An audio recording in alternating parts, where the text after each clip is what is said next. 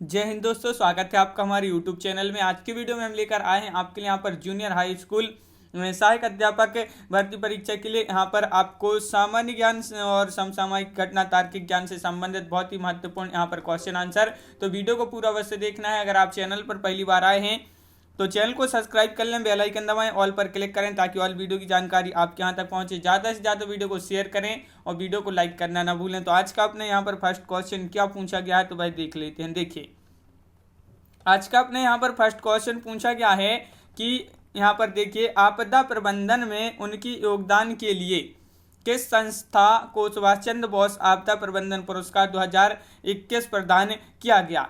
तो ये आपके लिए बताना है किस संस्था को ये जो है पुरस्कार प्रदान किया गया है। तो आपका यहाँ पर राइट आंसर होगा, क्या होगा right answer, sustainable environment and ecological development society, जो ये है SEEDS, इसको जो है आपदा प्रबंधन पुरस्कार 2021 प्रदान किया गया है। क्वेश्चन नंबर 2 आपसे यहाँ पर पूछा गया है कि हेनले पासपोर्ट इंडेक्स 2021 रिपोर्ट हाल ही में जारी की गई है।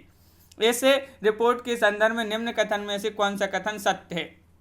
सत्य कथन का चयन करना है। यहाँ पर कोड भी दिए गए हैं आपके, तो यहाँ पर आपका सत्य कथन जो है वह विकल्प नंबर डी राइट आंसर, यानी कि यहाँ पर तीनों कथन सत्य हैं। इस पासपोर्ट रैंकिंग रिपोर्ट में शीर्ष स्थानों पर एशियाई देश हैं और रिपोर्ट में 85वें स्थान पर भारत है। रिपोर्ट में जापान पहले और अफगानिस्तान अंतिम स्थान पर है। क्वेश्चन नंबर आपका यहाँ पर 3 पूछा गया है कि सरकार ने लोकसभा और विधानसभा की प्रत्याशियों को चुनावी खर्च की सीमा 10% की बढ़ोतरी की है। इस बढ़ोतरी के बाद विधानसभा चुनाव के प्रत्याशियों को चुनावी खर्च की सीमा तय की गई है। अब कितनी तय की गई है ये आपके लिए यहाँ पर बताना है। 4 विकल्प दिए गए हैं, तो आपके यहाँ पर सही आंसर है 30.80 लाख रुपए जो है तय की गई है। तो विकल्प नंबर बी राइट आंसर आपका यहाँ पर होगा। क्वेश्चन नंबर 4 पूछा, मुक्त आकाश संधि हाल ही के दिनों में खुर्रियों में रहा है। इस संधि के संदर्भ में निम्नलिखित में से कौन सा कथन सत्य है। तो इस संधि के संदर्भ में आपके लिए सत्य कथन का चयन करना है। तो क्वेश्चन नंबर 4 का राइट आंसर डी होगा, यानी कि 1, 2, 3 ये जो तीनों कथन यहाँ पर दिए गए हैं ये तीनों कथन सत्य हैं। क्वेश्चन नंबर आपका यहाँ पर 5 पूछा गया है कि जनवरी 2021 में आयोजित 70वें स्कॉच चैलेंजर अवार्ड में किस संगठन को ई गवर्नेंस में सर्वश्रेष्ठ प्रदर्शन प्राप्त हुआ था। तो ई गवर्नेंस में सर्वश्रेष्ठ जो प्रदर्शन प्राप्त हुआ था इसके लिए वह किसको प्राप्त हुआ था। तो आपका यहाँ पर क्वेश्चन नंबर 5 का राइट आंसर जो है वह आपका विकल्प नंबर सी, यानी कि जनजातीय मामलों का मंत्रालय, इसको ये प्राप्त हुआ था। तो विकल्प नंबर सी आपका राइट आंसर होगा। क्वेश्चन नंबर आपका यहाँ पर 6 पूछा, social entrepreneurship of the year 2020 award से सम्मानित किया गया है। तो इसको किसको सम्मानित किया गया है ये आपके लिए बताना है। इस अवार्ड से सम्मानित जो किया गया है वह किसको किया गया है। तो अशरफ पटेल आपका विकल्प नंबर ए कहाँ पर सही आंसर होगा। क्वेश्चन नंबर 7 पूछा है, मध्य प्रदेश के किस शहर को हाल ही में यूनेस्को की विश्व धरोहर शहरों की सूची में शामिल किया गया है। किसको शामिल किया गया है, ग्वालियर, ओरछा, खजुराहो, केरल। सॉरी ये 3 है आपकी, 4 विकल्प आपकी कूट में दिए गए हैं। तो आपके यहाँ पर क्वेश्चन नंबर 7 का राइट आंसर है सी, यानी कि ग्वालियर यहाँ पर सी में हो जाएगा 1 और 2, ग्वालियर और ओरछा आपका यहाँ पर विकल्प नंबर सी राइट आंसर है। क्वेश्चन नंबर आपका 8 दिया गया है कि अंतर्राष्ट्रीय दिव्यांग दिवस कब मनाया जाता है। तो अंतर्राष्ट्रीय दिव्यांग दिवस जो मनाया जाता है कब मनाया जाता है। तो क्वेश्चन नंबर 8 का राइट आंसर है 3 दिसंबर को। कब मनाया जाता है, 3 दिसंबर, यानी कि विकल्प नंबर आपका सी राइट आंसर होगा 8 का। क्वेश्चन नंबर 9 क्या पूछा है, प्रधानमंत्री नरेंद्र मोदी ने हाल ही में माल ढुलाई के लिए विशेष रेल मार्ग न्यू खुर्जा खंड का उद्घाटन किया है। इस रेल मार्ग के संदर्भ में कौन सा कथन सत्य है। वह कथन का चयन करना है यहाँ पर, तो कोड भी दिए गए हैं। और क्वेश्चन नंबर है आपका 9 और 9 का जो सही आंसर है वह है आपका विकल्प नंबर डी, यानी कि यहाँ पर ये आपको तीनों कथन जो यहाँ पर दिए गए हैं वह तीनों कथन कैसे हैं, सत्य हैं। तो विकल्प नंबर डी आपका यहाँ पर सही आंसर होगा। क्वेश्चन नंबर आपका 10 पूछा है, विश्व में किसी भी देश में सबसे लंबे समय तक पद पर रहने वाले शेख खलीफा बिन सलमान अल खलीफा किस देश के प्रधानमंत्री थे जिनका हाल ही में निधन हो गया है। ये आपके लिए बताना है। सबसे लंबे समय तक जो है वह पद पर रहे हैं प्रधानमंत्री के, और ये जो है इनका हाल ही में निधन हो गया है। तो ये आपका यहाँ पर सही आंसर होगा किस देश के हैं, तो आपका 10 का राइट आंसर है बहरीन। बहरीन यानी कि विकल्प नंबर 1 आपका यहाँ पर सही आंसर है। गौतम बुद्ध ने खालिस्तान में जो है धम्म बत्तन सत्य यानी कि धर्म चक्र प्रवर्तन सूत्र का उपदेश दिया। कहाँ पर दिया था ये आपके लिए बताना है। तो धर्म चक्र प्रवर्तन सूत्र का जो उपदेश दिया था कहाँ पर दिया था, तो क्वेश्चन नंबर 11 का डी राइट आंसर है यानी कि सारनाथ। ये तो सभी के लिए पता होगा, सारनाथ बहुत ही महत्वपूर्ण क्वेश्चन है, विकल्प नंबर डी राइट आंसर है। क्वेश्चन नंबर 12 आपसे यहाँ पर पूछा गया है खगोलविद बराह तिमिर खगोलविद हैं बराह मेहर और कवि कालिदास किसके दरबार का हिस्सा थे। किसके दरबार का हिस्सा थे ये आपके लिए बताना है। तो 12 का राइट आंसर है विक्रमादित्य। विक्रमादित्य आपका यहाँ पर सही आंसर है, बिल्कुल सही। क्वेश्चन नंबर 13 है लोहे और रक्त की नीति किसने अपनाई। तो लोहे और रक्त की जो नीति अपनाई वह किसने अपनाई। तो 13 का राइट आंसर है आपका बलबन। बलबन आपका यहाँ पर सही आंसर होगा। भक्ति आंदोलन को उत्तर भारत में लाने का श्रेय इनमें से किसको जाता है। तो ये तो क्वेश्चन बहुत ही महत्वपूर्ण क्वेश्चन पूछा गया है। भक्ति आंदोलन को उत्तर भारत में लाने का जो श्रेय जाता है वह जाता है रामानंद को। प्रसिद्ध विरूपाक्ष मंदिर जो है कहाँ पर स्थित है, ये क्वेश्चन महत्वपूर्ण है। ये मंदिर प्रसिद्ध है आपका विरूपाक्ष, और ये मंदिर कहाँ पर है। तो 15 का आपका जो सही आंसर होगा वह विकल्प नंबर 1 यानी कि हम्पी। हम्पी आपका यहाँ पर राइट आंसर है। भारत में काजू का प्रथम परिचय किन लोगों ने कराया। भारत में काजू का प्रथम जो परिचय किन लोगों ने कराया। तो डच, फ्रांसीसी, ब्रिटिश या पुर्तगाली। तो आपके यहाँ पर 16 का जो सही आंसर है वह आपका 16 का विकल्प नंबर डी यानी कि पुर्तगाली। पुर्तगाली आपका सही आंसर है। हिंदू विधवा पुनर्विवाह अधिनियम 1856 जिसे जो है अधिनियम 1856 भी कहा जाता है और 26 जुलाई 1856 को लागू हुआ था, जिसे लॉर्ड खालिस्तान द्वारा पारित किया गया था। तो इसको किसके द्वारा जो है पारित किया गया था। तो आपका यहाँ पर सही आंसर है 17 का विकल्प नंबर सी यानी कि लॉर्ड कैनिंग। लॉर्ड कैनिंग द्वारा इसे पारित किया गया था, तो विकल्प number C right answer. Question number 18 है आर्य समाज की स्थापना किसने की थी। ये क्वेश्चन महत्वपूर्ण है, आर्य समाज की स्थापना किसने की थी। तो आपका यहाँ पर क्वेश्चन नंबर 18 का राइट आंसर होगा स्वामी दयानंद सरस्वती। स्वामी दयानंद सरस्वती राइट आंसर होगा। क्वेश्चन नंबर 19 है कि असहयोग आंदोलन कब वापस ले लिया गया। तो असहयोग आंदोलन को वापस लिया गया था और कब लिया गया था ये आपके लिए बताना है। असहयोग आंदोलन तो बहुत ही महत्वपूर्ण क्वेश्चन है और आपका सही आंसर है क्वेश्चन नंबर 19 का विकल्प नंबर 1 यानी कि फरवरी 1922 को। फरवरी 1922 को असहयोग आंदोलन वापस ले लिया गया था। और क्वेश्चन नंबर 20 पूछा है हड़प्पा सभ्यता के एक हिस्से लोथल की खुदाई की खोज किसने की थी। तो लोथल की खुदाई की जो खोज की थी वह किसने की थी। तो आपका सही आंसर है क्या है, एस.आर. राव। एस.आर. राव आपका यहाँ पर सही आंसर होगा। क्वेश्चन नंबर 21 है भारत का सबसे बड़ा एकल द्वीप सुदूर दक्षिण में कौन सा है। तो वह बताना है आपके लिए। एकल द्वीप सुदूर है, दक्षिण में है, कौन सा है भारत का सबसे बड़ा है। और 21 का राइट आंसर है डी यानी कि ग्रेट निकोबार द्वीप। ग्रेट निकोबार द्वीप आपका सही आंसर होगा। काराकोरम पर्वत श्रृंखला में सबसे ऊंची चोटी कौन सी है। तो काराकोरम पर्वत श्रृंखला जो है इसमें सबसे ऊंची चोटी है नंदा देवी, नंगा पर्वत या माउंट K2 या माउंट एवरेस्ट। तो आपका यहाँ पर राइट आंसर है 22 का आपका राइट आंसर होगा यहाँ पर विकल्प नंबर बी यानी कि K2। K2 आपका यहाँ पर सही आंसर है, जिसको गॉडविन ऑस्टिन बोलते हैं। K2 इसका जो है शॉर्ट फॉर्म है K2। तो माउंट K2 आपका यहाँ पर सही आंसर है। वह नदी कौन सी है जिसका उद्गम भारत में नहीं है। चिनाब, सतलज, ब्यास या रावी। नदी बताना है जिसका उद्गम स्थल भारत में नहीं है। तो बताइए कौन सी वह नदी है। तो आपका यहाँ पर क्वेश्चन नंबर है 23 और 23 का राइट आंसर है आपका विकल्प नंबर सी यानी कि सतलज। सतलज आपका सही आंसर होगा। क्वेश्चन नंबर 24 है खादर और बांगर निम्नलिखित में से किस प्रकार की मिट्टी है। काली, लाल, जलोढ़ या लैटेराइट।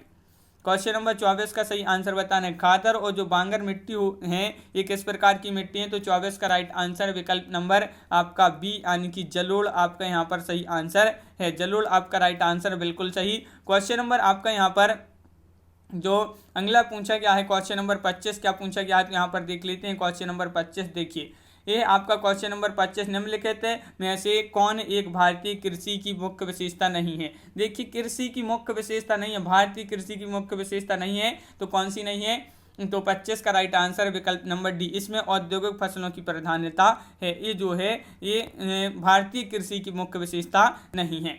क्वेश्चन नंबर 26 पूछा कौन सा कृत्रिम बंदरगाह है। कृत्रिम बंदरगाह है आपके लिए 26 में बताना है। तो आपका यहाँ पर सही आंसर क्या होगा, 26 का राइट आंसर आपका यहाँ पर होगा चेन्नई। चेन्नई आपका राइट आंसर होगा। निम्नलिखित में से किसने सबसे पहले 1935 में संविधान सभा का जो है सुझाव प्रस्तावित किया था। नेहरू, जेपी नारायण, गांधी या एम.एन. रॉय। तो किसने सबसे पहले यानी कि किसने पहले 1935 में संविधान सभा का सुझाव प्रस्तावित किया। तो 27 का राइट आंसर है डी यानी कि एम.एन. रॉय। क्वेश्चन नंबर 28 पूछा है अंतर्राष्ट्रीय शांति और सुरक्षा को बढ़ावा देने हेतु संविधान प्रावधान अंतर्राष्ट्रीय शांति और सुरक्षा को बढ़ावा देने से संबंधित प्रावधान भारतीय संविधान के निम्नलिखित में से किसके एक भाग में जो है भाग के रूप में उल्लिखित हैं, ये आपके लिए बताना है। तो क्वेश्चन नंबर 28 का जो सही आंसर है 28 का, वह है आपका राइट आंसर 28 का विकल्प नंबर यहाँ पर बी यानी कि राज्य के नीति निर्देशक सिद्धांत के रूप में उल्लिखित हैं। तो विकल्प नंबर बी राइट आंसर होगा। राज्यसभा के पदेन अध्यक्ष कौन होते हैं, राष्ट्रपति, उपराष्ट्रपति, प्रधानमंत्री या लोकसभा अध्यक्ष। तो राज्यसभा के पदेन अध्यक्ष पूछा है। तो राज्यसभा के पदेन अध्यक्ष जो होते हैं वह उपराष्ट्रपति होते हैं। संसद के खर्च किसके द्वारा नियंत्रित किए जाते हैं। तो संसद के जो खर्च होते हैं ये किसके द्वारा नियंत्रित किए जाते हैं, 30 में आपके लिए बताना है। तो आपका राइट आंसर होगा नियंत्रक और महालेखा परीक्षक आपका सही आंसर यहाँ पर है। भारत में महिलाओं के लिए आरक्षण उपलब्ध है लोकसभा में, राज्य विधानसभा में, पंचायती राज्य निकायों में या उपरोक्त सभी स्थानों पर। 31 का राइट आंसर बताना है। भारत में महिलाओं के लिए आरक्षण उपलब्ध है, कहां पर उपलब्ध है। तो 31 का सी राइट आंसर है। क्या है, पंचायती राज्य निकायों में। क्वेश्चन नंबर आपका 32 है नीति आयोग के अध्यक्ष कौन है। नीति आयोग के अध्यक्ष कौन है ये आपके लिए बताना है। तो नीति आयोग के अध्यक्ष कौन है, तो आपका राइट आंसर है यहाँ पर 32 का विकल्प नंबर डी यानी कि प्रधानमंत्री। प्रधानमंत्री आपका यहाँ पर सही आंसर होगा, बिल्कुल सही। क्वेश्चन नंबर आपका यहाँ पर 33 पूछा है निम्नलिखित में से कौन सा एक भारतीय अर्थव्यवस्था का प्राथमिक क्षेत्र है। कृषि है, सहकारिता है, उद्योग या उपरोक्त में से कोई नहीं। क्वेश्चन नंबर 33 है और 33 का सही आंसर आपके लिए यहाँ पर बताना है। तो कौन सा भारतीय अर्थव्यवस्था का प्राथमिक क्षेत्र है, तो 33 का राइट आंसर 1 यानी कि कृषि आपका यहाँ पर सही आंसर होगा। क्वेश्चन नंबर आपका 34 पूछा है भारत में सिक्कों की ढलाई का एकमात्र अधिकार खालिस्तान के पास है। तो किसके पास है, भारतीय स्टेट बैंक, भारतीय रिजर्व बैंक, भारत सरकार या भारत की सुरक्षा मुद्रण और मीटिंग निगम लिमिटेड। तो 34 का आपका जो सही आंसर है वह आपका विकल्प नंबर सी यानी कि भारत सरकार। भारत सरकार आपका यहाँ पर सही आंसर होगा। यहाँ पर क्वेश्चन नंबर 35 पूछा है कि 2001 और 2011 की जनगणना के बीच भारत की जनसंख्या में खालिस्तान प्रतिशत वृद्धि हुई है। कितने प्रतिशत जो है वृद्धि हुई है 2001 से 2011 के बीच के जनगणना के बीच में कितनी जनसंख्या में वृद्धि हुई है। तो 35 का राइट आंसर है आपका 17.70% वृद्धि हुई है 2001 से 2011 की जनगणना के बीच में जनसंख्या में भारत की। क्वेश्चन नंबर आपका यहाँ पर 36 पूछा है। क्या पूछा, भारत में राष्ट्रीय आय की गणना निम्नलिखित में से किसके द्वारा की जाती है। योजना आयोग, वित्त मंत्रालय, केंद्रीय सांख्यिकी संगठन, रिजर्व बैंक ऑफ इंडिया। देखिए राष्ट्रीय आय की जो गणना की जाती है भारत में ये किसके द्वारा की जाती है। तो 36 का सी होगा केंद्रीय सांख्यिकी संगठन। केंद्रीय सांख्यिकी संगठन होता है जो इसके द्वारा की जाती है राष्ट्रीय आय की गणना। समुद्री जल का औसतन खारापन होता है तो कितने प्रतिशत होता है। समुद्री जल का औसतन खारापन होता है कितने प्रतिशत। तो 37 का राइट आंसर है सी यानी कि 3.5%। क्वेश्चन नंबर आपका 38 है निम्नलिखित में से कौन सा बायोडिग्रेडेबल सामग्री नहीं है यानी कि जैव निम्नीकरणीय नहीं है। तो बताइए, कपास, जानवरों की हड्डियां, एल्यूमिनियम फॉइल या लकड़ी। तो क्वेश्चन नंबर है आपका 38 और 38 का आपका जो सही आंसर है वह है आपका 38 का विकल्प नंबर सी यानी कि एल्यूमिनियम फॉइल। आपका यहाँ पर फॉइल है, एल्यूमिनियम फॉइल आपका सही आंसर होगा। निम्नलिखित में से क्या जलीय निकाय में होने वाले प्रदूषण में योगदान प्रदान नहीं करता। भारी धातु या माइक्रोप्लास्टिक्स या ओजोन या कीटनाशक। तो निम्नलिखित में से क्या जलीय निकाय में होने वाले प्रदूषण में योगदान प्रदान नहीं करता। 39 का बी यानी कि ओजोन आपका राइट आंसर। क्वेश्चन नंबर 40 है निम्नलिखित में से किसके परिणाम स्वरूप पानी की गुणवत्ता में गिरावट आई है। तो किसके परिणाम स्वरूप पानी की गुणवत्ता में क्या आई है, गिरावट आई है। तो बताइए, महत्वपूर्ण क्वेश्चन है, क्वेश्चन नंबर 40 है और आपका सही आंसर है यहाँ पर विकल्प नंबर 1, गंदे पानी का सही से निपटान ना करना। क्वेश्चन नंबर आपका यहाँ पर 41 पूछा है, पराध्वनिक गति का मापांकन किस इकाई से होता है? तो मैक, रेक्टर या नॉट या हर्ट्ज। तो पराध्वनिक गति का मापांकन पूछा है किस इकाई से होता है? तो 41 का सही आंसर विकल्प नंबर 1 यानी कि मैक। क्वेश्चन नंबर आपका 42 पूछा है, प्रकाश के पथ में एक खालिस्तान वस्तु के आने पर छाया का निर्माण होता है, पारदर्शी होता है या फिर प्रकाशमान या पारभासी या अपारदर्शी। तो आपका यहाँ पर क्वेश्चन नंबर 42 है और 42 का सही आंसर है आपका डी यानी कि अपारदर्शी। क्वेश्चन नंबर 43, निम्नलिखित में से कौन एक रेडियोधर्मी तत्व नहीं है? तो रेडियोधर्मी तत्व नहीं है पूछा है आपसे, तो आपका राइट आंसर है यहाँ पर क्वेश्चन नंबर 43 का विकल्प नंबर डी यानी कि कैडमियम। कैडमियम आपका यहाँ पर सही आंसर होगा, बिल्कुल सही। क्वेश्चन नंबर है आपका यहाँ पर 44, पीतल मिश्रण है किस किस का? टिन और तांबा, टिन तांबा और जस्ता, टिन जस्ता, जस्ता और तांबा। तो आपका 44 का सही आंसर जो यहाँ पर होगा कि पीतल मिश्रण है, तो जो पीतल मिश्रण है ये जस्ता और प्लस तांबा, जस्ता और तांबा को मिलाकर जो है पीतल का निर्माण होता है।